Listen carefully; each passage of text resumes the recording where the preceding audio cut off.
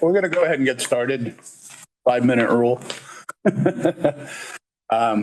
So thank you for attending today. I know it's the hot days, well, actually it's the cooler days of August this week, but yes. Anyway, we don't have enough for a quorum, and reviewing reviewing the people within the Wilmington Tree Commission. We've Andrew Blank has resigned because he's been relocated. So Andrew Blank will not be joining us in the future.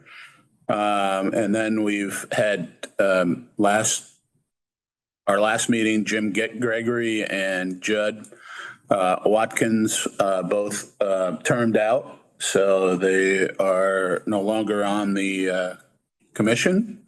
So therefore we, need to look to recruit and get or find additional people for the Wilmington Tree Commission. So with that, the next step would be to review and approve minutes, but we don't have a quorum. So we'll go ahead and go to the next agenda. Sally is with us today, and we'll have Sally review the presentation about Market Street replanting plan as a result of the of taking down the trees in June. So, and we've had long discussions on that, but we'll go ahead and go forward and just talk about the great opportunity in front of us to replant what was taken down. Thanks, Tom. I appreciate it. Good morning, everybody. My name is Sally Thigpen. I'm the Assistant Director for the Parks and Recreation Department, and the Urban Forestry Program is in my division. Last month, you had asked about more details around tree planting practices in the city of Wilmington. And so working with our urban forestry team, we put together a presentation that's going to overview our tree planting practices in the city, and then more specifically, what the plan is for the tree replacement on Market Street.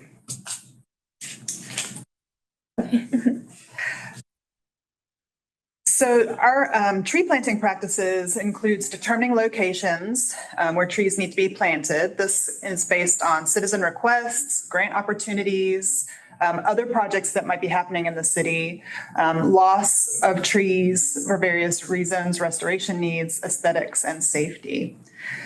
We do have some other tools that help us to make decisions about where trees need to be planted. This includes our street tree inventory, which is incomplete at this time. We have about 10,000 trees, 100% inventory in the 1945 corporate limits of the city of Wilmington that we use as a tool for identifying tree planting locations. We also have a canopy analysis that was developed through our urban forest master plan in the last year or so. And then another tool that you may be familiar with is the tree equity map. This is a map that's put out by American Forests. And hopefully I can share a link to that for you. I think it's one that the Alliance for Cape Fear Trees also uses that looks at socioeconomic data and tree canopy cover and factors in for equitable tree planting across cities. Species are chosen based on past performance. So the strong trees that we see across the city that are urban tolerant and surviving tough urban site conditions are often our go-to. We also make selections based on grower suggestions, so experts in the field.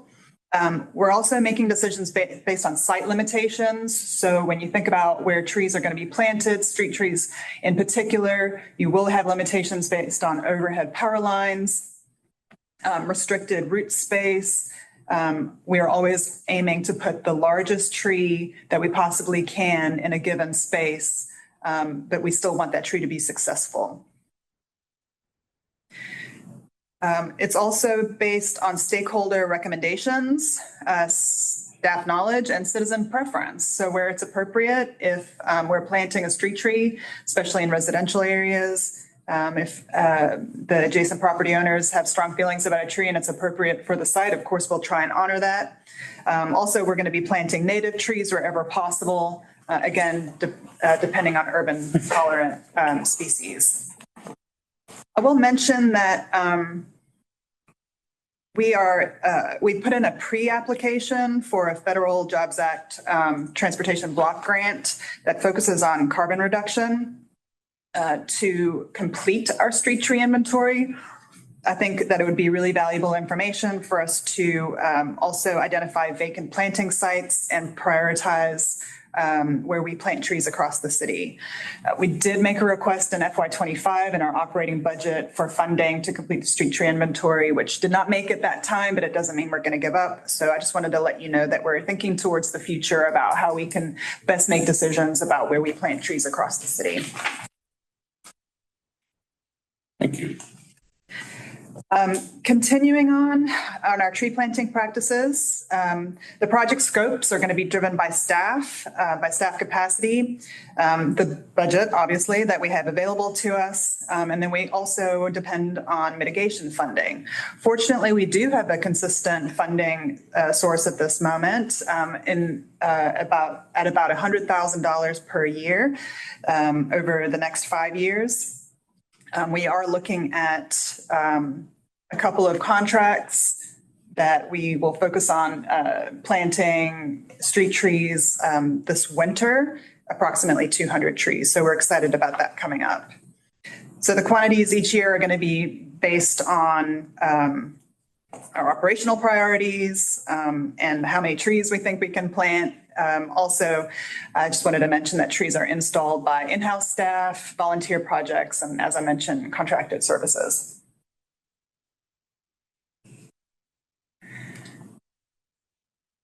Mega thank you to the Alliance for Cape Fear Trees. That's another way that many trees are planted in the city of Wilmington. And we're so grateful to our partners for helping to plant a lot of trees in Wilmington, and then with the new Tree Stewards program to take care of them and water them so that they can survive and thrive.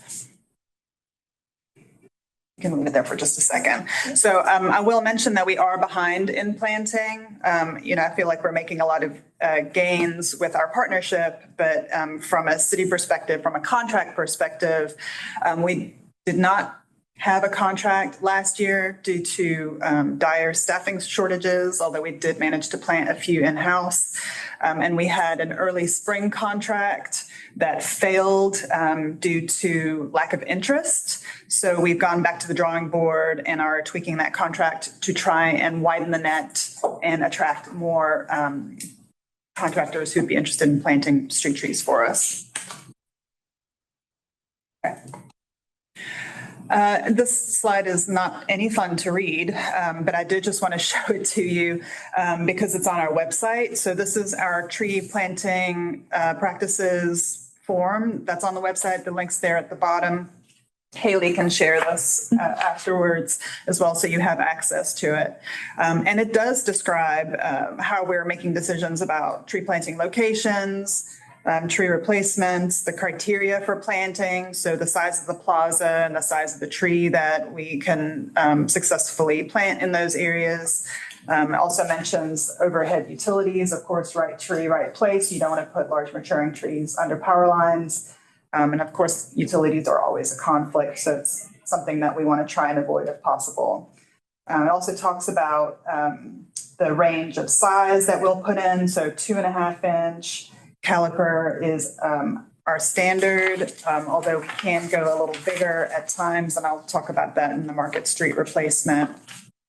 And then also a list of tree species. Now, you and the Wilmington Tree Commission are extremely sophisticated in your level of knowledge around tree species, and this is by no means a comprehensive list, but it is an example of trees that we do plant in the city of Wilmington and that have been found to do well, although I'm a little worried about golden rain tree because I consider those invasive, so we might have to update this list. But I just wanted to show you an example of tree species that the city plants. And of course, staff are going to make decisions on different cultivars and varieties. Again, we're looking for urban tolerance, trees that are going to be successful in an urban location, and make the best decision about what trees get planted where. There is a back page that Tom pointed out that talks about future planting. And there is the canopy cover study that was conducted in 2018 on the back of this sheet. So there's opportunity to update this form in particular, but I wanted to let you know that information is still accurate. And it was the basis for our updated canopy cover. It's what we compared the canopy cover to. All right, thank you. So of course of interest is the Market Street tree replacement plan. As you know, approximately 30 trees have been removed along that corridor this year. They were mostly laurel oaks and some small maturing trees, but mostly we were removing those due to decay. You can go to the next slide. You've seen this, a section of this presentation before, but essentially we had failure in these oaks with the primary defect being heart rot and multiple fungal species affecting the structural integrity of these trees and causing a hazard to a busy roadway with lots of potential targets. So that was the reason why a lot of these trees need to be removed. And those are just a little bit more information. So the replacement plan, the project area is Market Street from 12th Street to 21st. The replanting is planned for this winter. If we can get the contract through, that's our goal.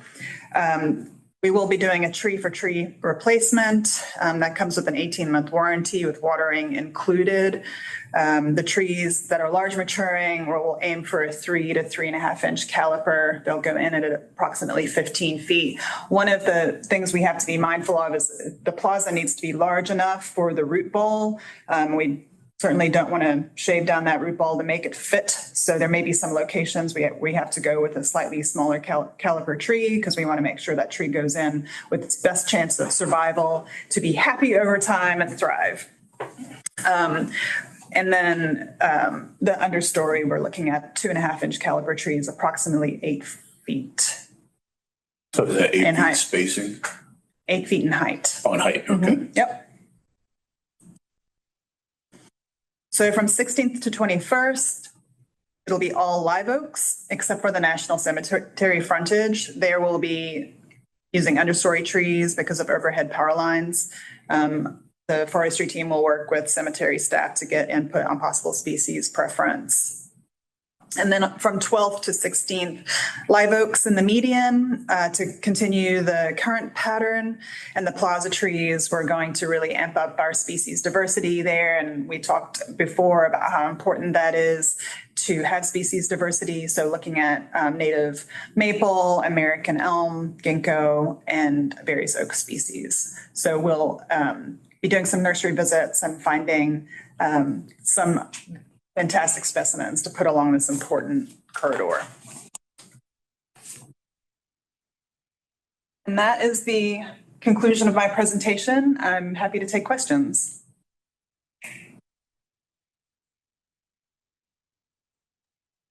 So I have, Dan, do you want to start? You can go ahead, Tom. I'll follow your question. So no, thanks, Sally, for the update on this. Got a question.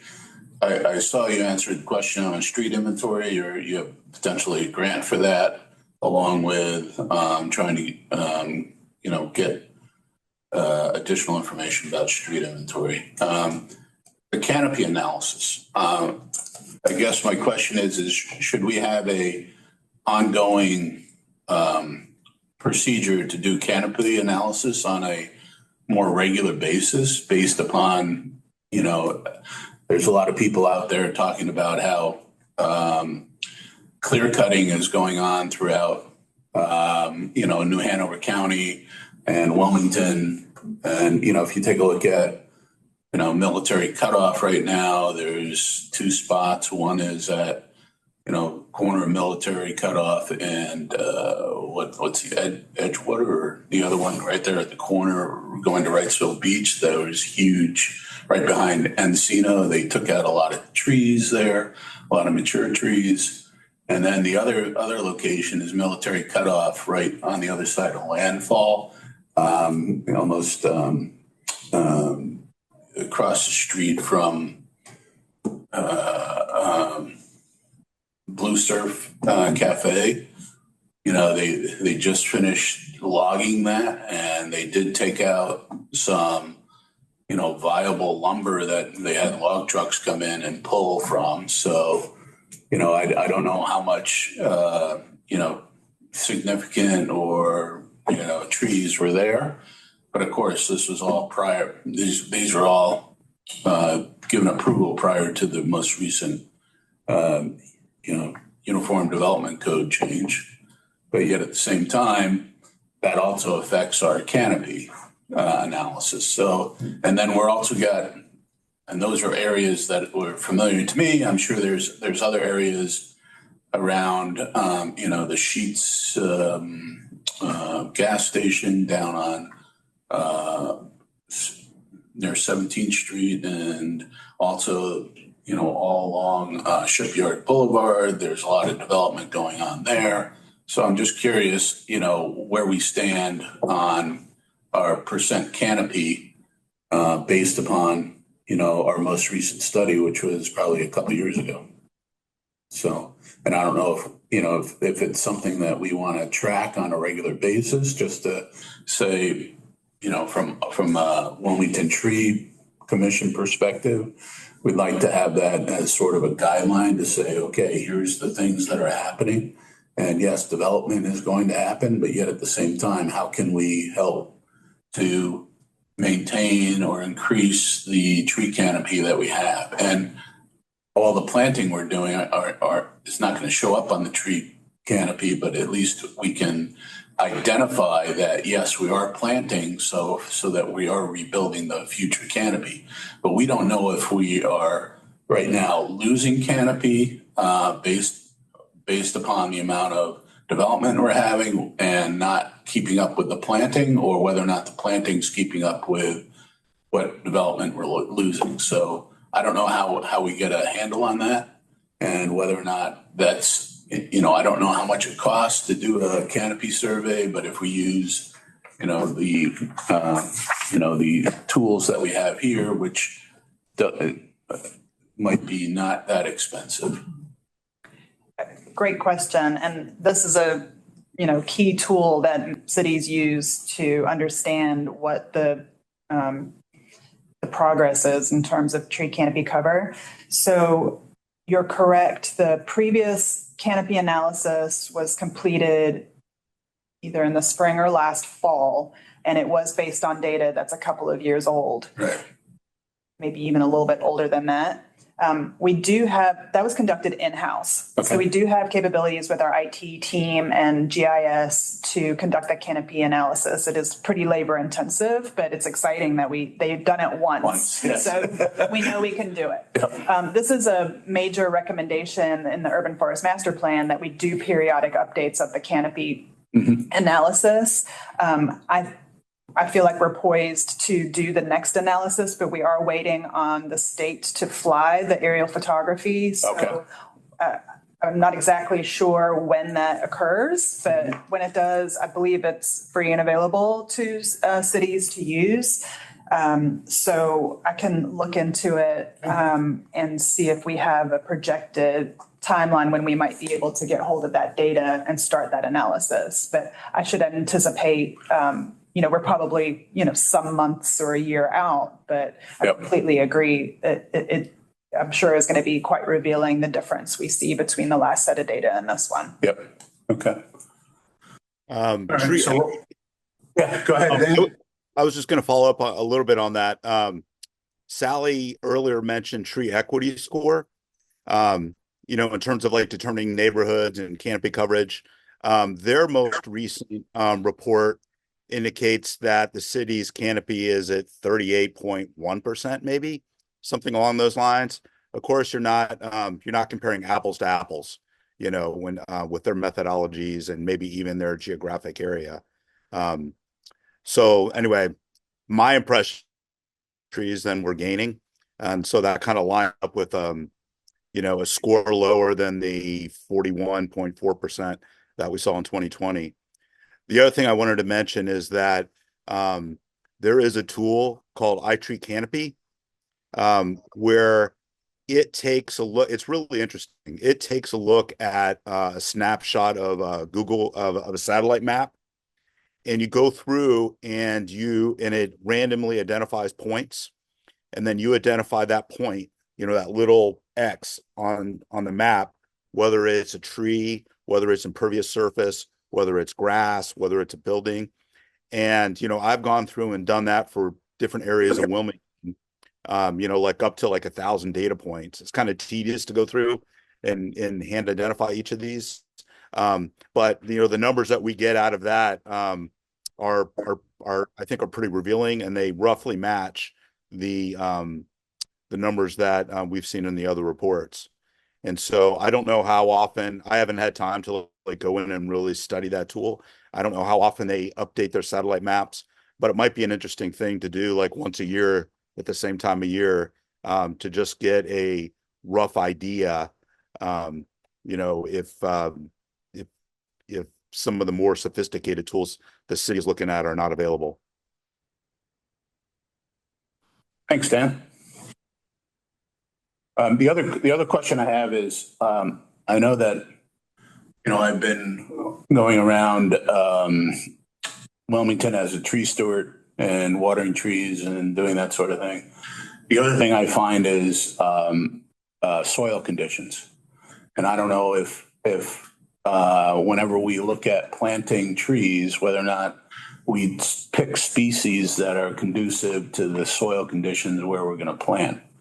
And also, because, right in the Williston School entryway, we planted a lot of dawn redwood. Now, again, I haven't looked at the characteristics of dawn redwood, but it's pretty sandy soil there. And I'm just curious whether or not dawn redwood is an appropriate tree to plant in a sandy environment. Again, I need to do more research on it, but, I would think that with some of the technical expertise we have at our fingertips, we can determine to say, this tree fits better in this environment, in this sandy soil versus, maybe more of a clay soil or a loam or whatever else. So I'm just curious whether or not we should also take into account the soil characteristics of the area that we're planting.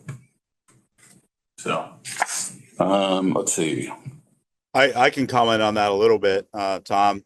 Of course, there's a plane flying overhead as I begin to speak, but Aaron makes all those calls on species selection for those areas. I don't think that he has. So he makes all those choices. I don't think that he looks at soil conditions. I would love to look at soil conditions, but I also think that like those trees that you're referring to are ones that we planted in February. It would be prohibitively expensive to predetermine soil conditions before putting a tree in. That's not to say it can't be done, but it might be more effective to put a tree in, see if it works, and then try another tree if it doesn't work. Not my favorite method because I'm a methodical sort of guy, but sometimes that can be more efficient. The other thing that, and maybe I'm telling everybody stuff that they already know, but it was a surprise to me when I took the tree steward class last year. Dr. Fair pointed out that a lot of the soil that we plant in urban areas is not native soil. It's brought in from somewhere else. And so, you can try to put native tree species in, but you have to recognize, one, that the soil might not be native, but two, that because of urban heat island effect, the conditions around there are also not native. That's all I had.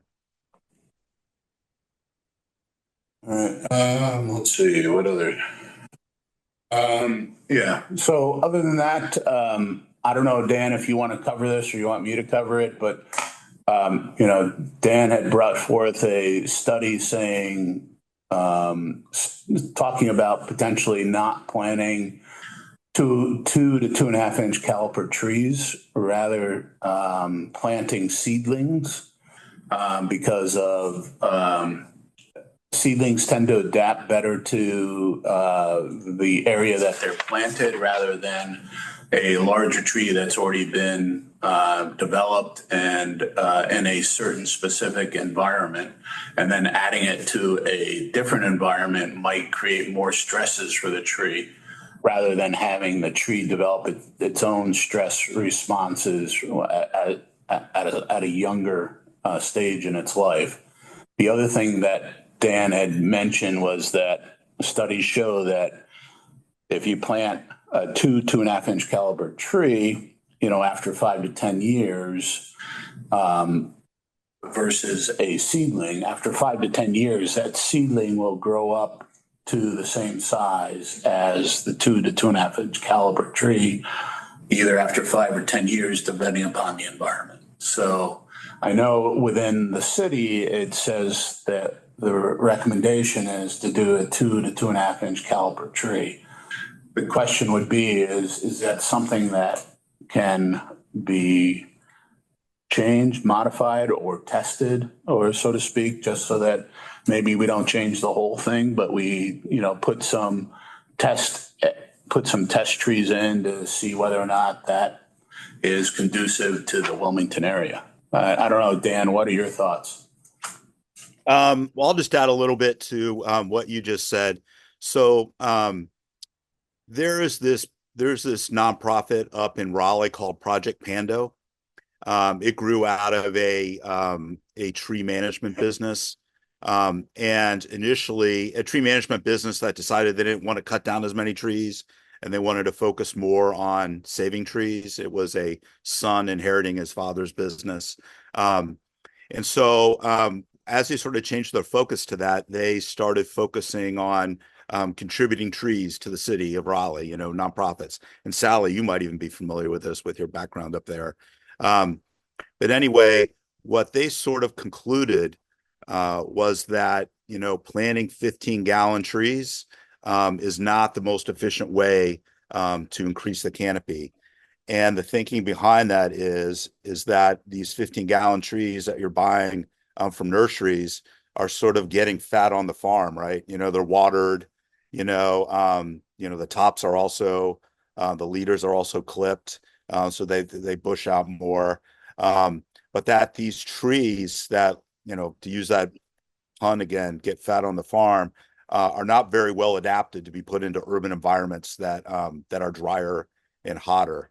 And so their thinking is that it is better to raise native trees from local acorns or local seeds, plant them when they're younger, so that they're not spoiled in terms of getting watered, and that like as Tom mentioned, over a 5 to 10 year period, those younger trees will catch up in size to the 15 caliber tree or to the 15-gallon trees that we plant. We spend a lot of time watering those trees, trying to keep them alive. So this is a unique idea from Project Pando. I was down in Austin about a month ago, and I visited with Tree Folks, which is a very successful nonprofit down like I said, down in Austin. They've been around for like 35 years. They are also moving to this model. So it is one that we're having internal discussions about. I'll talk about, we're considering a native seed project of our own. And I didn't realize this until Connie mentioned it to me, but I guess there is a requirement when you're planting street trees that they be, I guess, 2.5. They have 2.5-inch caliber. It's two. Two.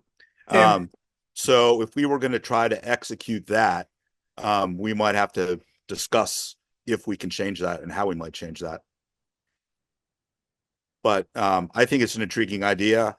I'm always looking to try new things, see what works better. And as Tom mentioned, we've had internal discussions about having a pilot program where we plant smaller trees. Of course, they have to be cared for a little bit differently. with a smaller tree, you have to worry about it getting run over by a lawnmower, getting weed whacked. There's a number of different things that you have to do differently, but we think it's an intriguing idea. Yeah. Other than that, I don't have any other questions. Anybody else have any other questions on Sally's presentation? Sally, I did. In terms of the replanting along Market Street, I know that you guys are struggling to get contractors. And I know in the past that contractors maybe have not as been concerned about the warranty on the trees as they should be. So I guess my question is, how are we going to ensure that these trees are properly cared for? And that the contractors don't just walk away at the end if the tree fails. I had some discussions with Aaron earlier this year about the potential of the alliance, maybe the tree stewards, maybe partnering with some neighborhood groups to ensure the care of these trees. Of course, that would mean that, maybe the contract would have to be structured differently because if we or another outside organization tried to care for the trees, the contractor might say that invalidates the warranty. But anyway, what are your thoughts on that?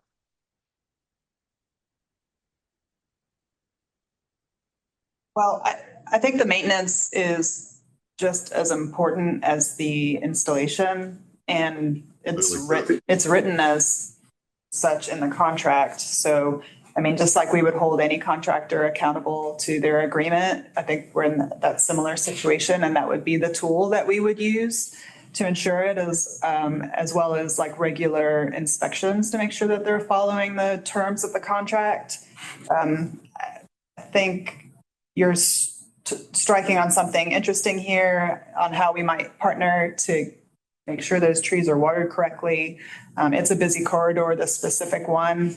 I think it'd be more ideal if the contractor could come with different equipment or maybe more, larger water trucks, et cetera, to water those trees.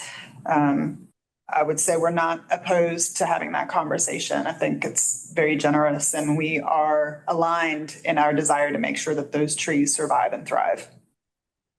Okay, well, maybe we can have a separate conversation about that as you guys kind of look out. I don't know a lot about the tree contractors. The only comparable experience I guess I have is landscapers.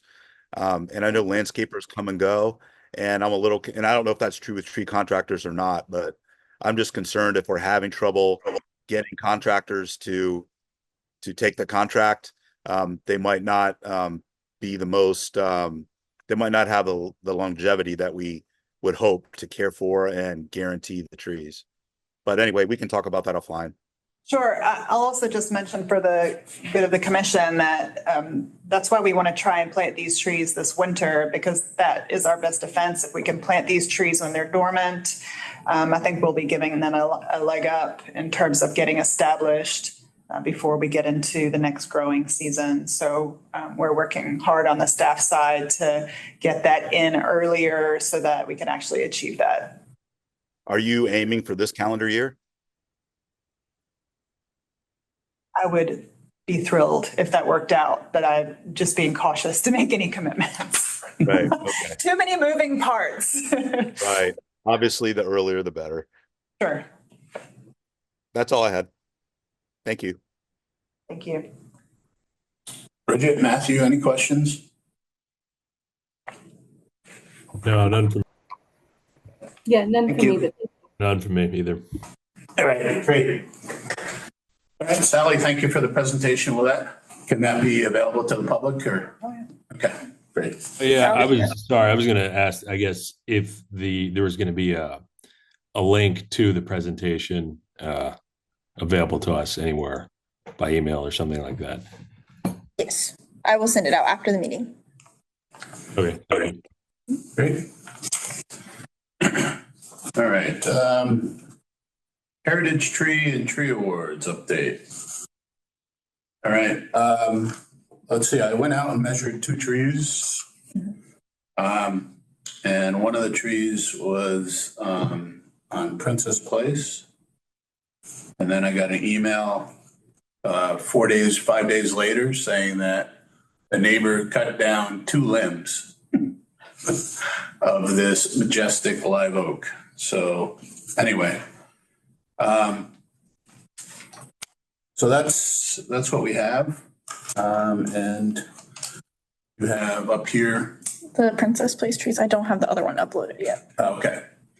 All right. So crown spread is, and I do have pictures of it, which I will send you. And I have pictures of various analysis of it. So, okay. Great. 15.3 feet, 65 feet height. Crown spread was 49 feet, which is rather large. So other than that, then the other one, did I gave you those, you had that information? Yes. Okay. It is not on here, but I will send it out after. All right. So yeah, so we have those two. I think this one should be considered a heritage tree just by the size and the crown spread and everything. I don't remember what we're measuring it to, but do you have the comparison? No, I don't have it off. Not at the moment. Okay. All right. So here's what we'll go ahead and we'll share this information, and then we'll share the comparison with the Wilmington Tree Commission, and then we'll review it and move forward on that. On both of them.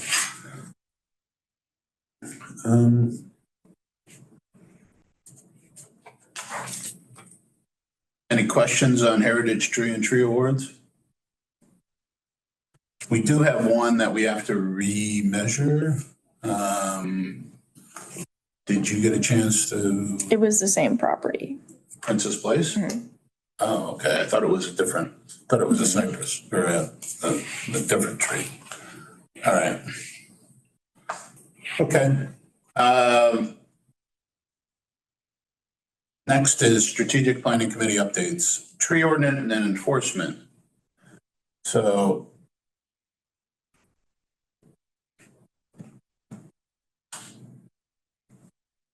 we are nowhere on this, and we should change it to not by the end of fiscal year 2023 because we're already past that. So we should probably say, let's say middle of 2025. Yeah, because I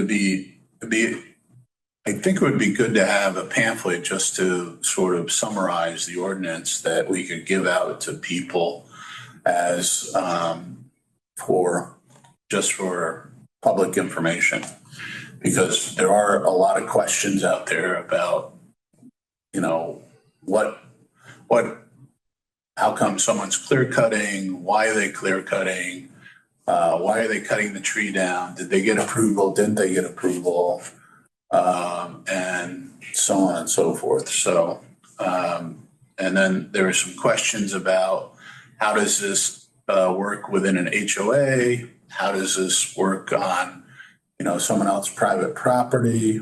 What about a undeveloped property? Does it still need to have a tree removal permit? So those are some of the questions out there that we need to address and try to move this forward. So we need to change that. Resource commitment, provide support to city and other organizations in implementation of the Forest Mastery Plan. I think, that's, the city is definitely doing an admirable job on trying to get a tree inventory done, and I think that that's important. Some of the other potential projects or recommendations on here, we just need to, make sure that we're continuing to follow these and see what we can do to move them forward, and measuring progress on what we're doing. And I think, having a more regular analysis of the tree canopy would be very, very, very interesting. And then also keeping track of development and potential zoning changes would also be very helpful, so that we can keep track of where we are and where we need to go. So, and then, the other thing is how often should we review the urban forest master plan? Should we be doing it on a yearly basis, bi-yearly basis, or every 2 years, every 3 years? I'm just curious what we should be doing as far as we did the master plan about 1.5 years ago. So I'm just curious, what are some of the actions we should be taking in order to review where we are and who should we be reviewing it in front of the commissioners, or what should we be doing in that area? And I'll take guidance from this, Sally, your team, Haley, your team, Aaron, anybody else, also, the people on this commission. Let me know what your thoughts are about how often we should be reviewing the urban forest master plan, whether or not we should be going in front of the city council and, just telling them where we are, what's the status, just so that we keep it fresh in mind. Any questions, comments? Okay, community education. One thing was,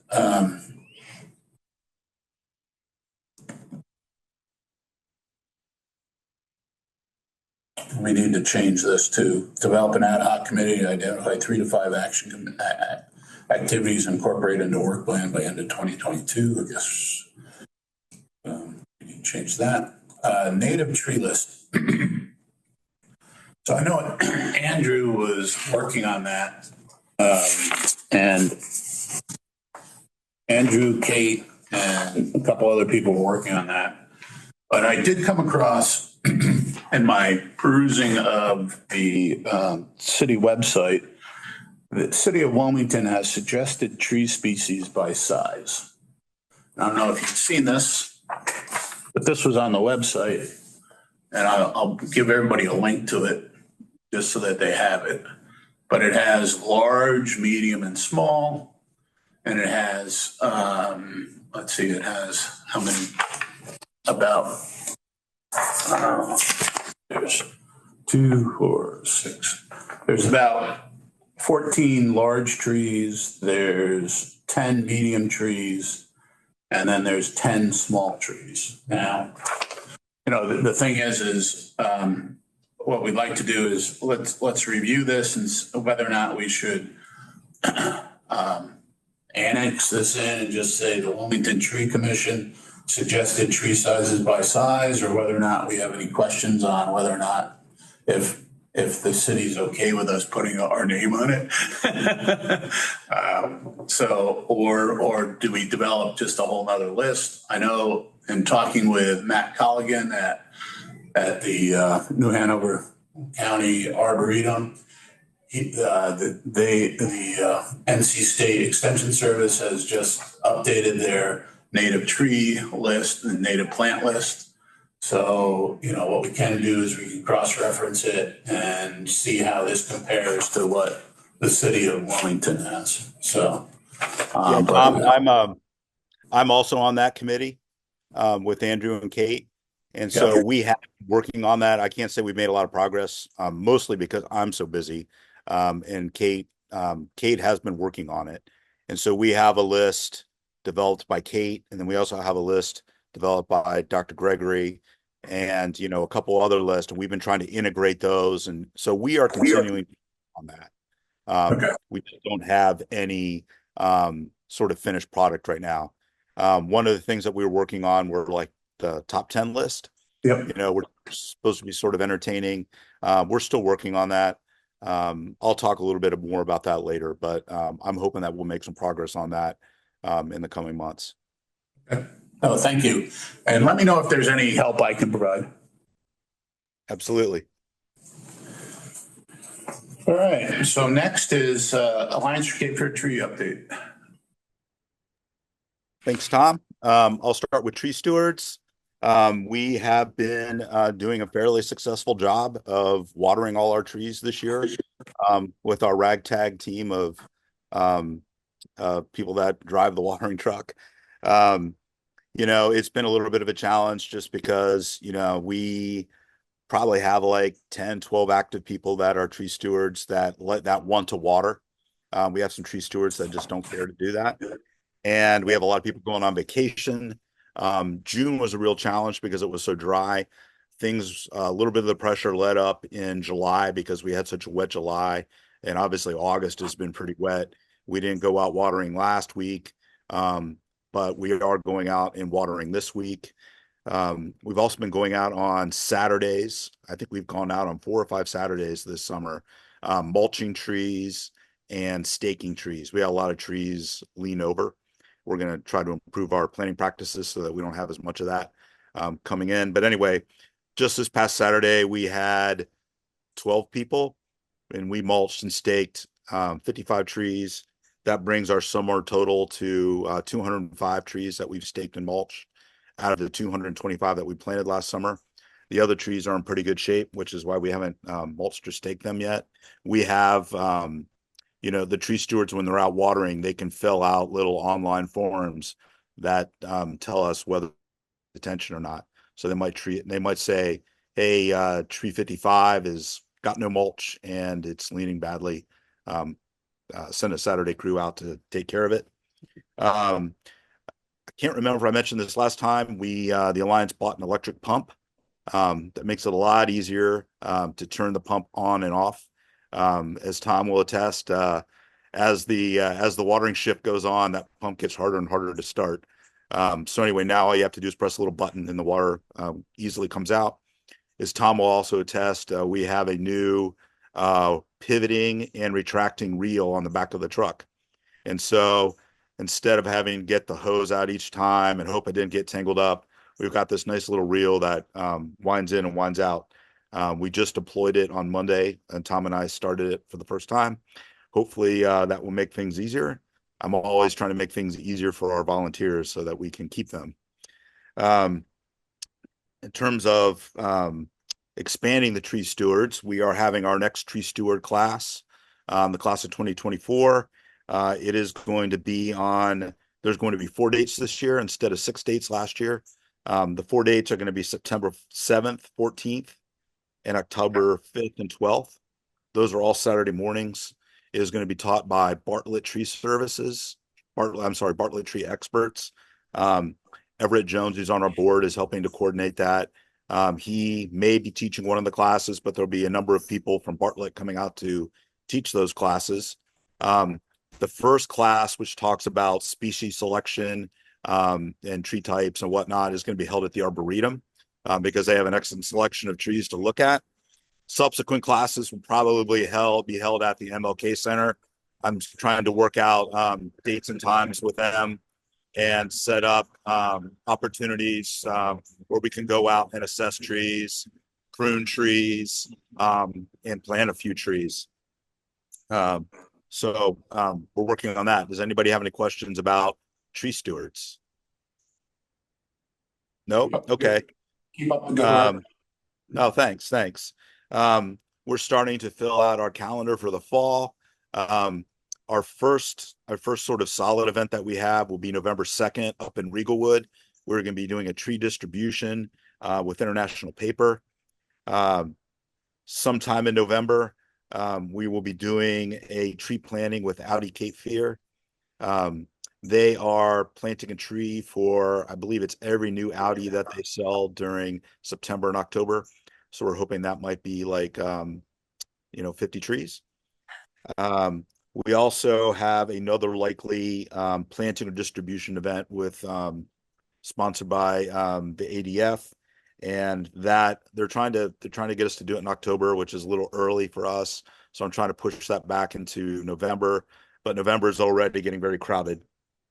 So anyway, I'll keep you posted on that. We talked a little bit earlier about planting younger trees. We have a very dedicated volunteer. Her name is Jennifer Behringer. She has a background with the Nature Conservancy and World Wildlife Fund. She is going to pilot a program, a seed harvesting and sapling program.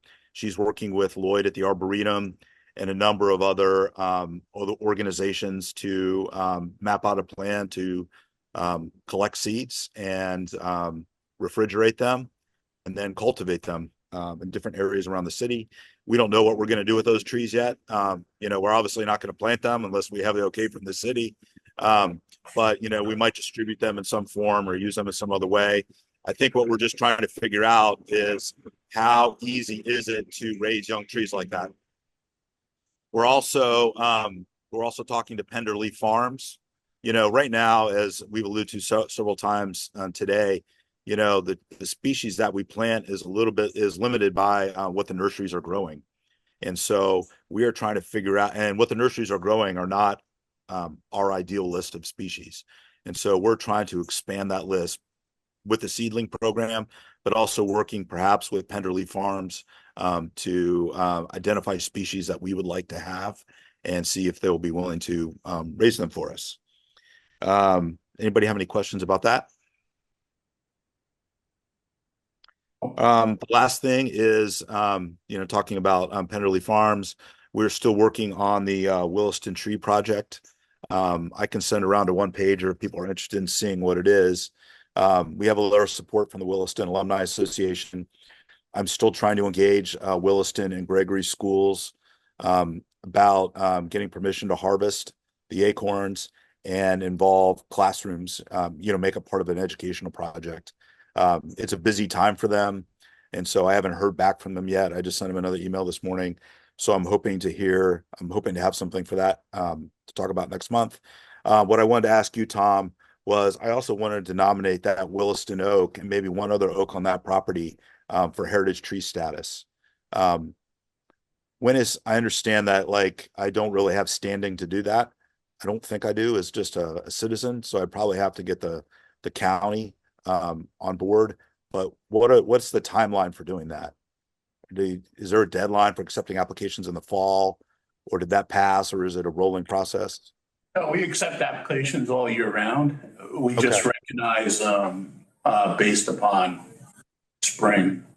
We did it. Yeah, we recognize in May. So May. anything May, up until okay. Yeah, anything up until May, we recognize, and then. Oh, I'm so sorry, I'm in the wrong meeting. Would I have standing to nominate a tree, or do I need to get the county on board? As far as I'm aware, you would need to get the county on board because it's private property. Well, it's public property, but they own it. Yeah. I don't own it, I guess is the Yes. point. Okay. I think that's all I have. All right. Next item is new business. I'll turn that over to Haley's shared drive. Yes, I will show you. So I shared with you all via email and last follow-up a link to a Google Drive for us to be able to share files more easily, especially when we're working on things like the native tree list. Okay. That way we can all see it and all edit as we want. I think the thing I'll highlight is there is a calendar in here. So that's today. And then we have, as we'll talk about later, Native Plant Fest. Tom will be attending the Great NC Tree Conference. And then I believe we discussed, I can't see. Sorry, navigating while sharing a screen.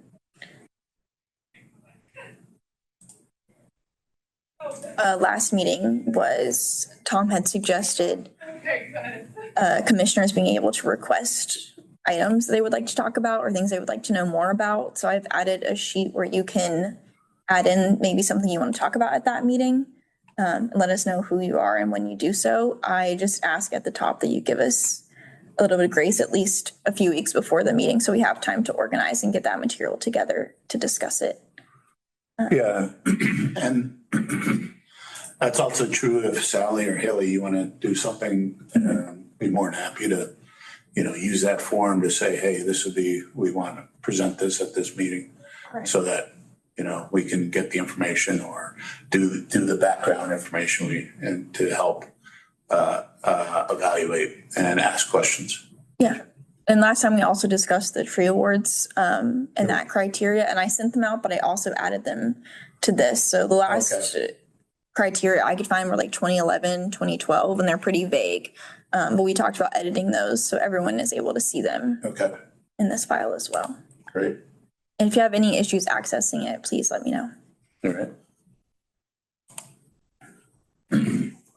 All right, so next item on the agenda is, is marketing materials. So one thing here is, I did sign up for Fire in the Pines, a table to be at Fire in the Pines, which is October 5th.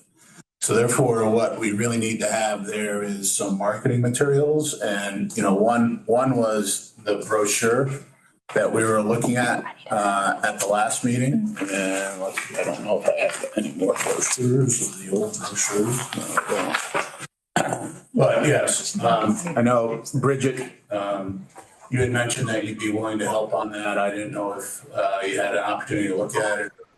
So I did, but unfortunately I wasn't able to leave my comments on the file. So Haley, I was going to ask if you could send me like a workable file that I could actually comment on or make changes to. Because I was just going to redo it if I couldn't, but yeah, I definitely have not a lot of stuff, but I think there's some formatting and a little bit of just simplifying the language a little bit to make the message a little bit more clear. But yeah, if you can get me like the workable files, I can get that knocked out this week.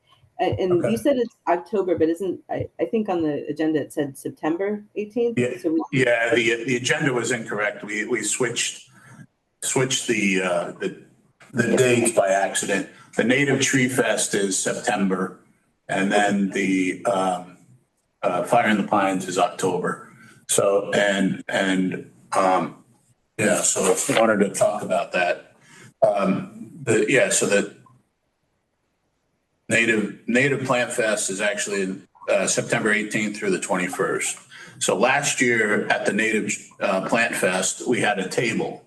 This year, they've changed the whole presentation of the Native Plant Fest, where they're not having any presentations at the Arboretum on the Saturday.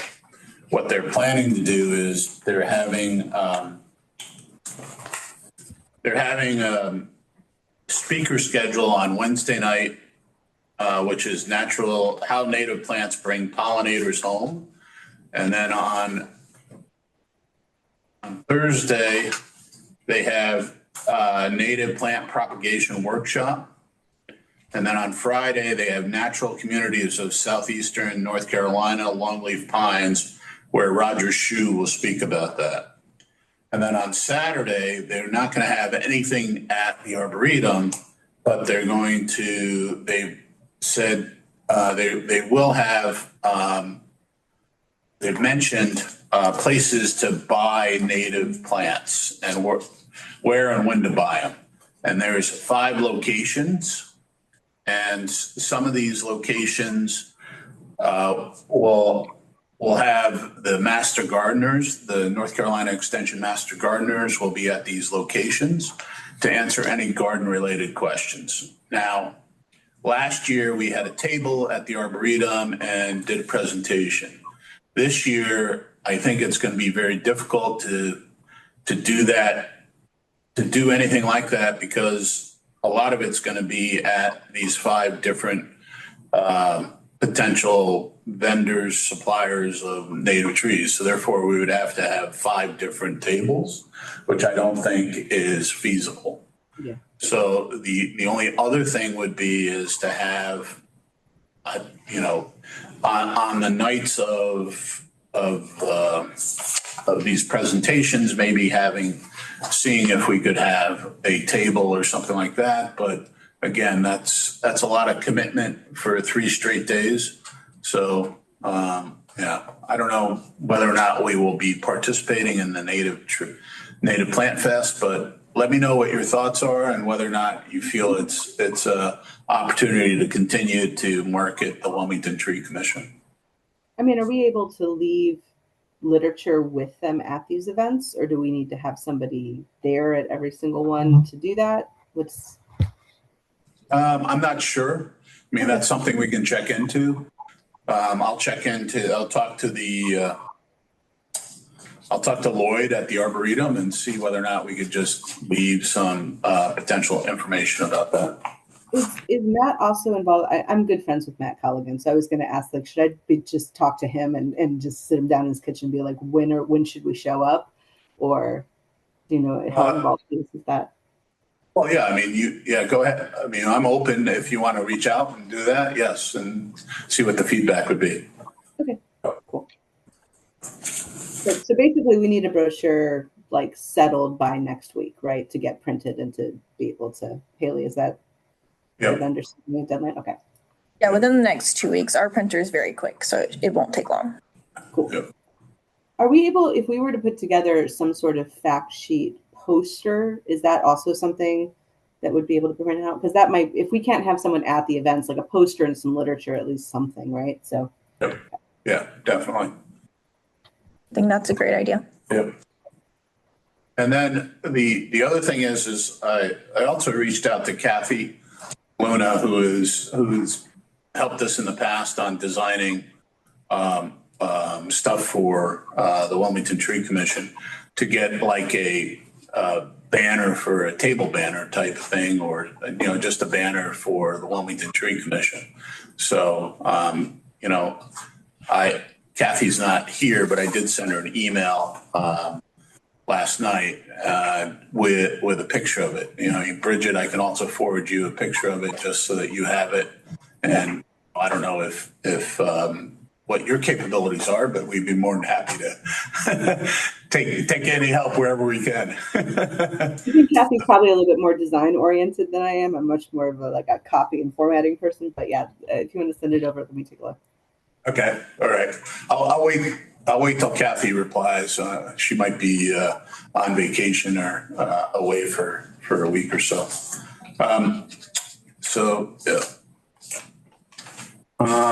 And then there's Tree Fest in January, but and then was there anything else on the calendar? I didn't see. Fire in the Pines. Yeah, Fire in the Pines on October 5th. Have we already committed to that? Yes. Okay. Yep. We have committed to that. So I'll be there whether or not we have any literature or not. We will. I have an old sign, so I'll be there marketing it. So that's on my agenda. And be more than happy to get any support from anybody on that. Be very helpful. I would like to help with that. I like talking to the public. I'm good on that. So. Okay. And Matthew would be more than happy any help you can provide too. Yes, sorry, had to mute myself there for a second, but yes. No problem. So the next item on the agenda is we have 3 commissioner openings. So if you know anybody who might be interested in being a commissioner, we'd be more than happy to have them present a application to the city council and then move forward from there. If you need any help with getting an application, I'm sure Haley can help you get an application and go forward from there. I had a quick question about that. Isn't there there's a couple spots available for someone who's not a resident of within the Wilmington city limits, like that's like a member at large or whatever it's called? Correct. Is there among the vacancies that there are any of those 4 members at large, if you know what I mean? Could I recommend someone who doesn't live in Wilmington, who lives in Hampstead or something like that? I will have to double check what each member is classified as, but they can always submit an application and we'll hold on to it until there's another opening for that membership opportunity. Okay, cool. Thank you. Mm-hmm. Oh, good question, Matthew. Thank you. Okay, so follow-up items, commissioner, education, guest speakers, tree awards criteria. So we'll start with the tree awards criteria. I know Haley has that pulled together. That's on the shared drive, so we should be able to provide that information. And then the other thing is guest speakers. Do we want to have any guest speakers to help talk about natural environment, soil, trees, whatever else? Be more in, let me know what your thoughts are there to help continue the education for the Wilmington Tree Commission. And yeah. This might be a good spot for me to interject. This is sort of an item of new business, but it fits into what you're describing there. We're doing a longleaf pine restoration at Halliburton Park, and the city is a recipient of a grant that's assisting with that through the Nature Conservancy and the National Fish and Wildlife Foundation Longleaf Stewardship Fund. Our park supervisor there, Andy Fairbanks, is managing this project, and we wanted to see if the board or the commission would be willing to have him come and do a presentation on that project at your next meeting. Sure. And just a couple of components of this project. They've already started some of it. We've done some of the work in-house, removing mid-story turkey oak, and the other two components of the project are controlled burning and wiregrass planting. So I wanted to make the board aware of this project. Oh, great. Yeah, the other thing is back to the Native Plant Fest, the Arboretum sponsoring. Friday on the 20th, Roger Shue is talking about longleaf pines, which is right up the Wilmington Tree Commission alley, and also, ties in with what Sally just talked about on longleaf pines. And so, yeah, so that's definitely something that if you're interested in, please attend and, go forward from there. Other than that, does anybody have any other new business or anything they want to talk about? Just real quick, Tom and Sally know this, but I resigned as executive director for the Alliance. So I'll be transitioning out in the coming months as they look around to find another executive director. If you know anybody that might be a good candidate, please point them to the website. You can see the job description there and the process for applying for the job. But I hope to remain active with the organization and maybe with you guys. Dan, we're gonna miss you, and yeah, you've done a great job as you're in your role of executive director for the Alliance for Cape Fear Trees, and appreciate all your help and support. Thanks, I'll Tom. second that. Absolutely. Just on behalf of the city, thank you so much for all of your service, and as much as you've advanced our positive relationship and moving ahead in working with the city and planting trees in the city. It's just been a really great experience. So thank you. And I wish you the best of luck moving forward. Oh, Thank you, Sally. It was a pleasure working with you also. okay. Bridget, do you have anything? No. Oh, yes. No, I'm good. If Haley gets me those files, I will get that knocked out this weekend for you guys. So. Thank you very much. Matthew, anything? No, I'm all good here. Thank you. Okay. Thank you all for joining, and I adjourn the meeting. So enjoy the rest of your day. Bye, everyone. Bye now. Yeah, Bye, have a good everybody. time.